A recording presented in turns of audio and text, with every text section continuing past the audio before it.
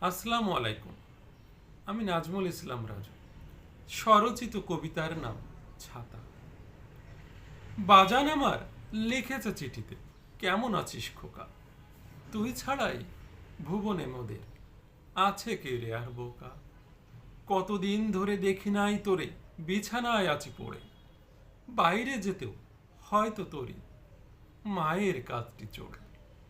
তারও আর কি বল শক্তিটা আছে রে আগের মতো।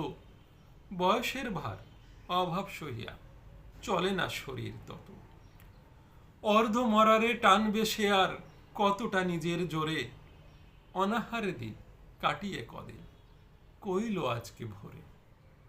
একটি চিঠি তো লেখো না আজকে মোদের খোকার কাছে।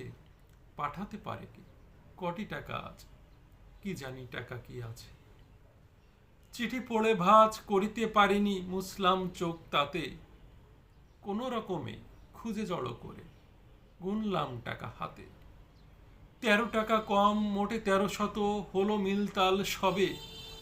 ১০০ টাকা রেখে নিজ কাছে ডাক ধরিলাম তবে। সেথা গেল আরো ২০ টাকা চলে, ফিরলাম নিয়ে বাকি। মনটা ব্যথাতে আজকে আমার ভারী যে হইছে আঁখি। ডাকছি মাবুদ আমার মনেতে ধৈর্য দাও তো আরো। এমনই অধম ছেলে যেন আর হয় না গো কবু কারো। কদিন পরেতে ছোট কাজে টাকা জমলো ৬০০ হবে। ঠিক করিলাম ঘরে ফিরিয়া ডাক পথে যাব তবে। এসে ঘরে আমি দেখিলাম যে চিঠি পড়ে আছে দ্বারে। খুলে পড়িলাম নীরবেতে আমি, কি বলিব আর কারে। দাফন কাপন হয়েছে আমার বাজান মা এক তাতে। বাজানের মায় ছাড়তে পারেনি, মরে হাট ফেলে সাথে। আমার ঠিকানা জানতো না কেউ, চিঠি খুঁজে পেয়ে জানে।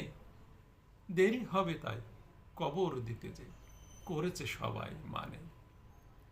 সেই না টাকায় কিনেছে কাফন, লিখেছে পত্র দাতা। মাথা হতে এই জীবনের তরে সরে গেল মোর ছাতা।